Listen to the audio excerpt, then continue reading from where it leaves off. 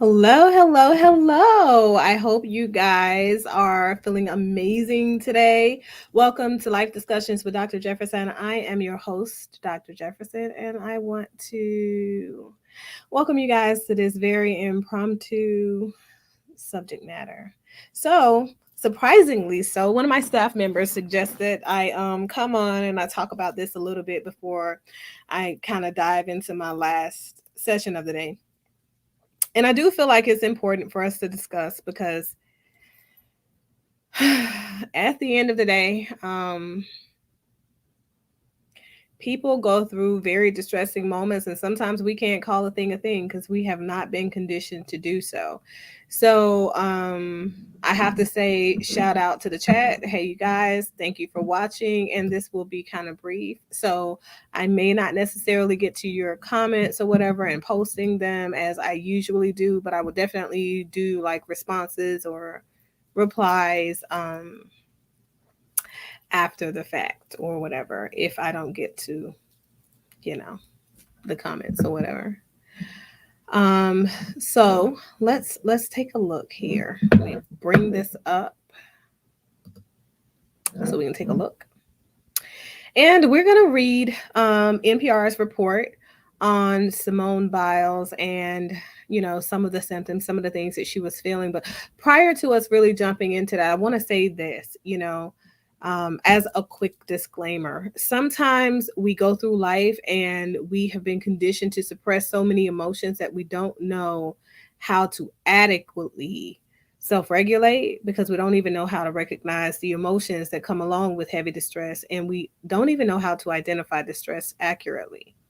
So, the first thing I'll say is that distress can be positive or negative distress, but the responses in our system viscerally is pretty much the same.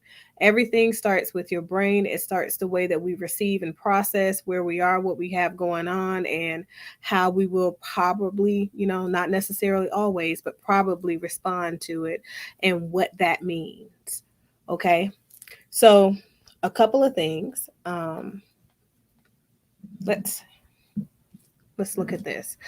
A couple of things. She said that she had taken notice of, how she was feeling, and that didn't align with what people on the outside had observed of her.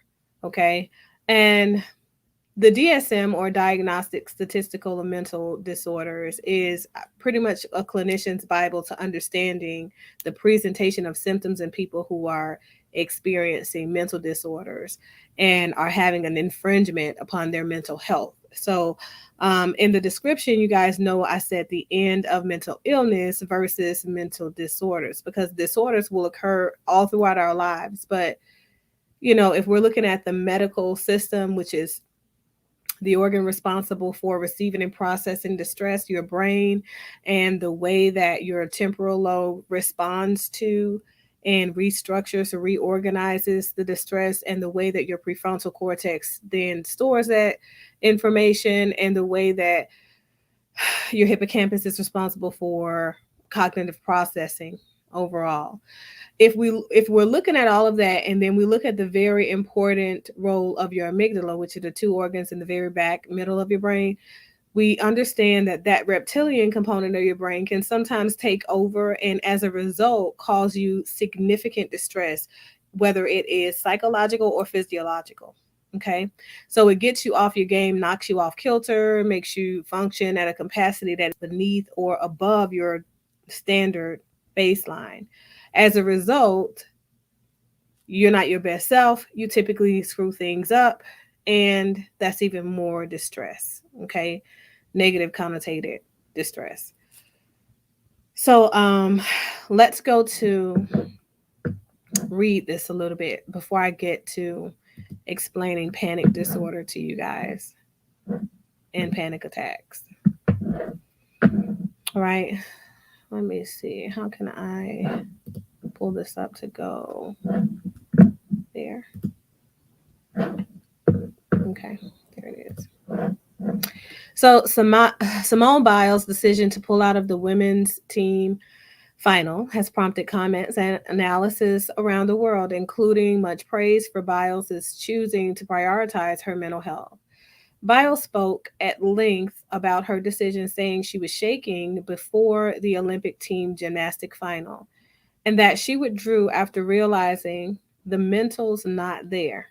And for those of you who really don't understand what that means, is that, like I said, everything starts in your brain. So if your mentality is not one that's already reduced in its amount of stress that it's presenting associated with the event that you're going to go ahead and participate in, you won't be able to function. Some people even become catatonic, and catatonia is a symptom to where you're just basically frozen in state. Don't even know it, but you ain't moving nowhere, can't go nowhere, can't do anything. So physiologically, immobile, dead to most. Okay. Um, so Biles has now also withdrawn from the individual all around competition. Here's NPR's transcript of what she said at the news conference that followed Tuesday's team event, in which the U.S. women won silver. Now, I want you guys to pay attention to this because I want you to look at her teammates' perception versus her perception. Her decision to withdraw after her vault in the final. I just felt like it would be a little bit better to take a back seat, work on my mindfulness, and I knew the girls would do an absolutely great job. And I didn't want to risk the team a medal for my screw ups. So let's talk about that. Now, if she's practicing mindfulness, exercises, and for those of you who don't know what mindfulness exercises are, they're a part of a segue to meditation. So it's us becoming more aware of our physical, mental, emotional, spiritual components of us that keep us in alignment every day and keep us functioning at maximum expected capacity. So that's what that is. Typically, people use a DBT manual as a means to an end, to get there. It's pretty detailed as long as you have a clinician that's following in therapy in regular sessions, helping you to understand what these different components mean, what these different sections in the workbook really mean, and how they can apply to your life in, the reality of it all, right? So let's go here. Overall health status. No injury, thankfully. And that's why I took a step back, because I didn't want to do something silly out there and get injured. That's the component where I'm telling you guys that if you are experiencing extreme mental distress or brain distress, what happens is those different organs that I named in your brain, the most important one that is, important to this situation, which is the amygdala, it takes over. And when your reptilian brain takes over, all those other components that I just talked about have no dog in the fight. They can't even function. They're shut down. So the synapses and all type of communication from those neuroreceptors are limited, restricted, no access whatsoever. So you're operating from a fear-based response system that your cognitive faculties are not there to appropriate your responses or behaviors. Okay. So anything can happen. It's like putting somebody in there that's not an Olympian to perform the same event, essentially. So she says it's been really stressful with the Olympic Games. I just think that as a whole, not having an audience, there's a lot of different variables going into it. And that speaks to a whole other component. It's been a long week. It's been a long Olympic process. It's been a long year. So just a lot of different variables. And I think we're just a little bit too stressed out, but we should be out here having fun. And sometimes that's not the case. So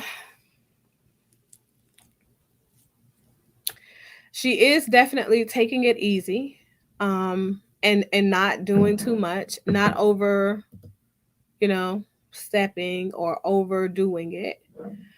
And I'm really, really happy for her, considering all things.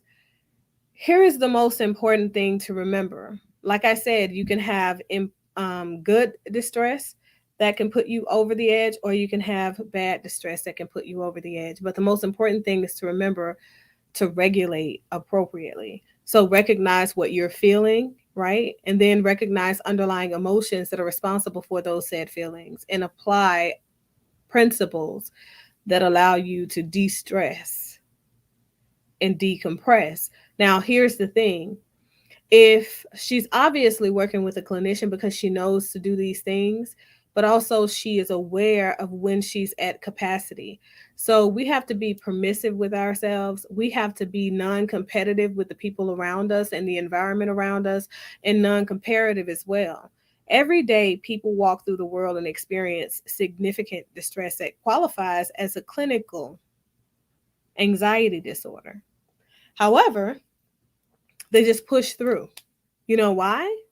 That's one of the things that we have incorporated over time as one of those learned behaviors in response to we have to make it, or success looks like this.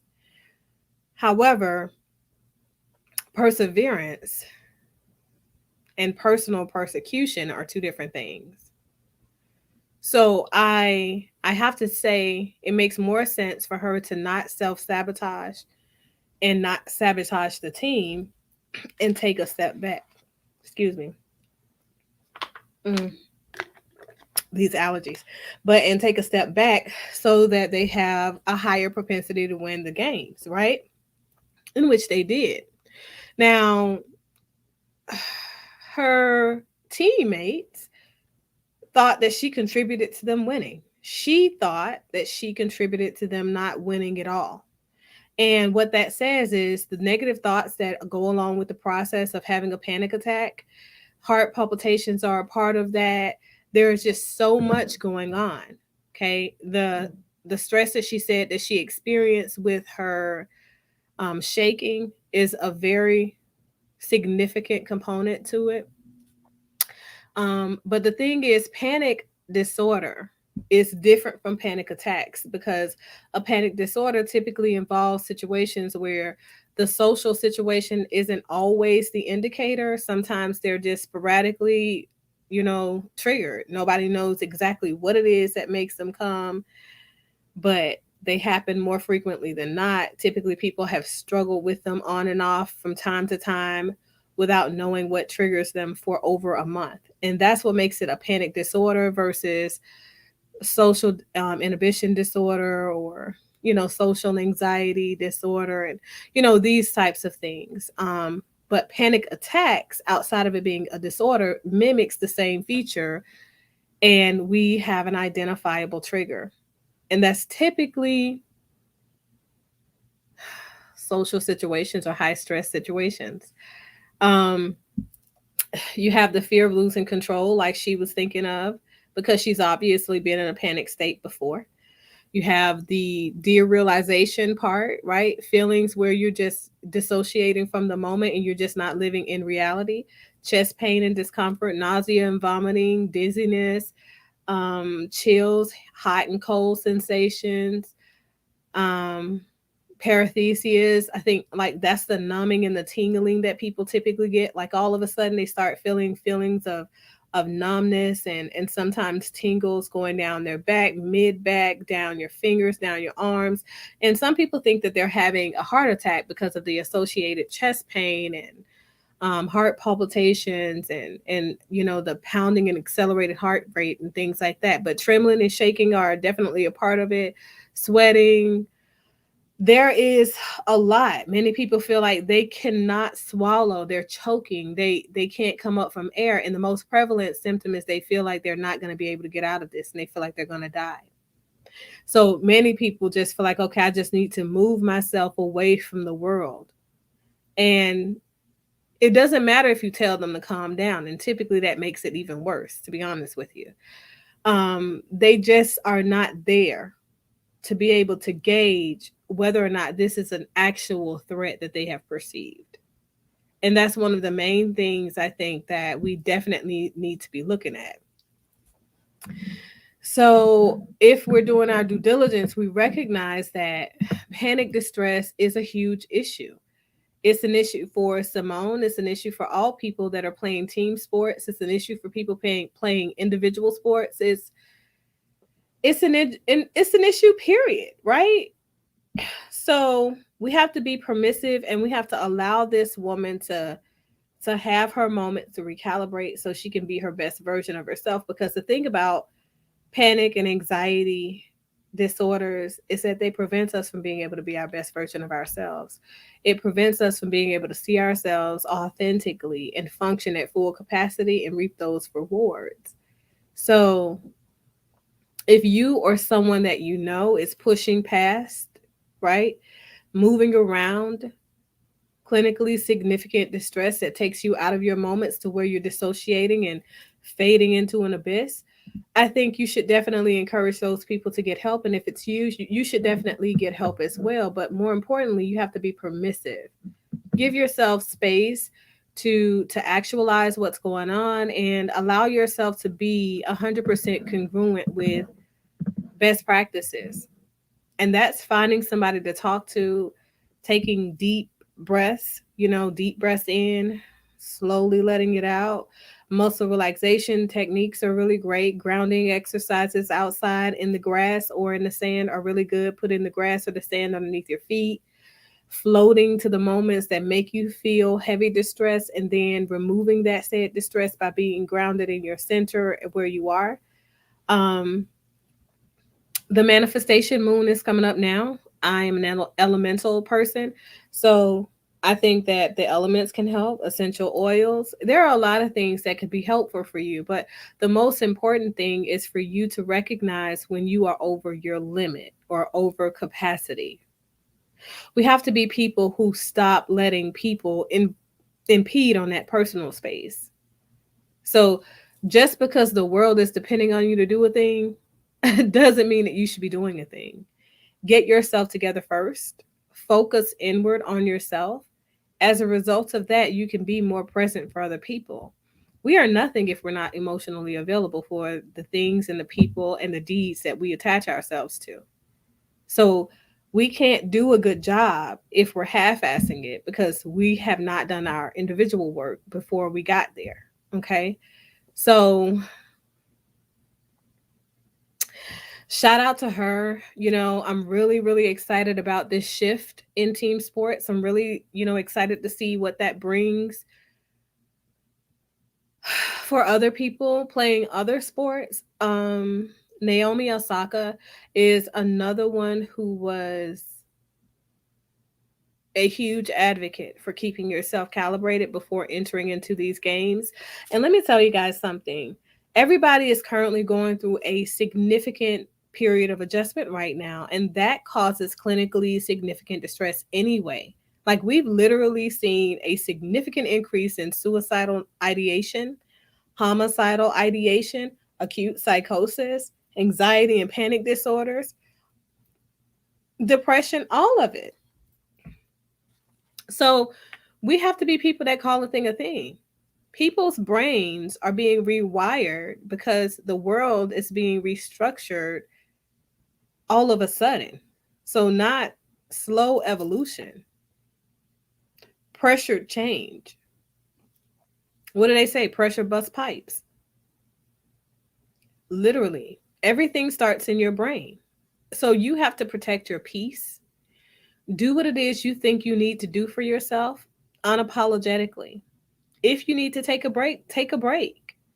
If you think it's all overwhelming and you really want to be there for your family and you want to be supportive, you first have to be supportive of yourself. And if you want to be supportive of your team, you first have to be supportive of yourself. So do your self work so you can get back to doing the collective work with the team. I like the fact that her teammates supported her. um I'm really excited about this, you guys. And I think that people should all over the world be excited about it too. People have got to put more faith in their internal belief systems of self, their higher power, and trusting what it is that your spirituality grounds and guides you to as it relates to you making sure that your energy center is protected and you're not overdoing it. Okay. So that's all that I have. I gotta get back to work. You guys take care of yourselves and make sure that the people that are connected to you are equally taking care of themselves and that you are advocating for balance and structure, and not only in your own life, but also in other people's lives. If you stand for nothing, you'll fall for anything. We don't want to be people who are permeable and therefore invaded every single time we turn around. We don't have an individual, high sense of self or solid sense of self. We're just whatever the world says we are, whenever the world says. Keep yourself strong, healthy, and balanced. Okay. Um, that's pretty much all that I have. Let me check out you guys' comments. My last couple of minutes says she did what she felt was right. Unfair is unfair, no matter how you feel about it. Why is it that you guys feel like it's unfair? Is what I'm curious about. I think people looked at what's that girl named Sha'Carri Richardson, and Sha'Carri Richardson obviously struggled from the exact same thing, that heavy distress, but responded with substances. And instead of numbing, this person decided to make a viable means to keep her energy center protected. And now she's under fire. That's interesting the way that the world is kind of, you know, normalizing the numbing, avoiding, not self regulating, reacting negatively, impacting our brains and our functional systems negatively. That's really interesting to me. Moneyboy Trey says Simone Biles is a quitter, period. I don't think she's done. Sanisa Lee for enduring the unwanted pressure, bringing home the goal. I mean, for everybody, I think the pressure is different. I think that we have to definitely, and that's why I said know what your limits are, right? So all of our limits are not the exact same. I mean, whereas some people are extremely sensitive to a lot of pressure, what they consider to be a lot of pressure may not be a lot of pressure for the next person. And so the next person responds in a different way and they're like, man, you work really great under pressure. And that person's like, there was never any pressure for me. That has to do with the way that you see yourself in comparison to the world. If you're a person who operates from a place of secure sense of self and you don't seek to, have that external validation by way of having people compare you to other people in the world, then guess what? You kind of remain tethered. And you're there for very high stress, normally high stress events, because the performance anxiety never presents for you versus another person who's like, man, having people in the stands, you got to pay attention to what she said, in her narrative. Having people in the stands is a point of contention for her. It gives her comfort. Just knowing that she's been watched by people who admire her, right? Who are cheering her on. And that gives her a sense of peace. And obviously, she didn't have that now. So,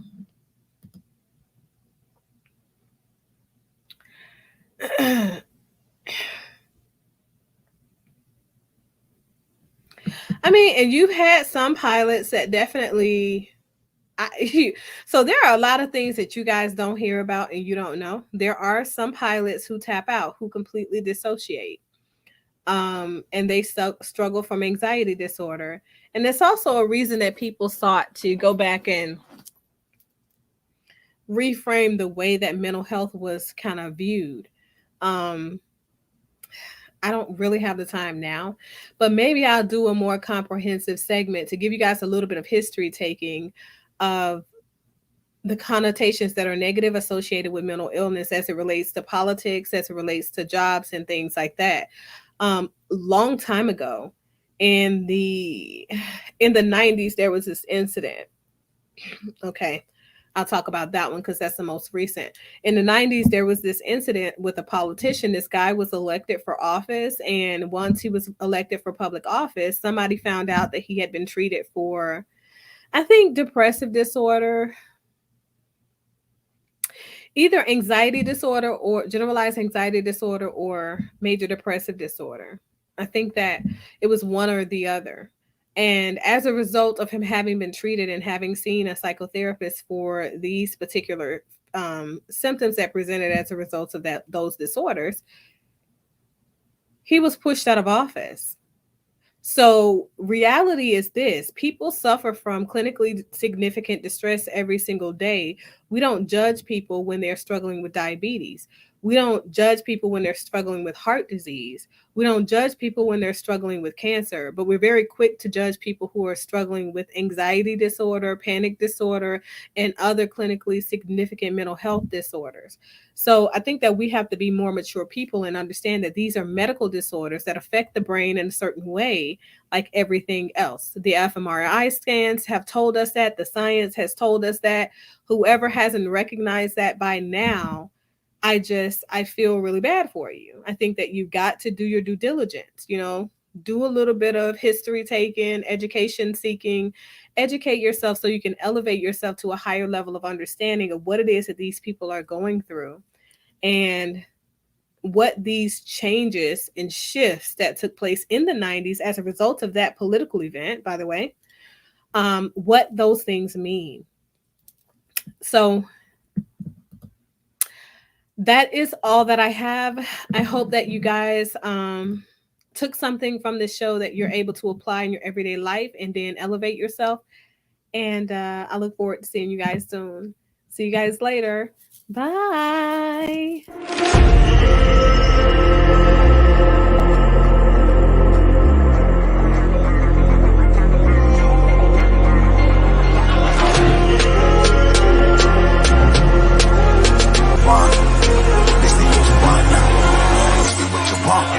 Who alive can't put me in a box. I redefine any definition you got. I am the tiger, I'm making steps to the top. The flames, I rip it up, you just gotta hand me the rock. Take a seat, you cannot stand it. All I know, the flow harder than a Scotch bunny. Don't try studying me, you cannot manage. This ain't what you want, bitch, I'm a fucking phenomenon.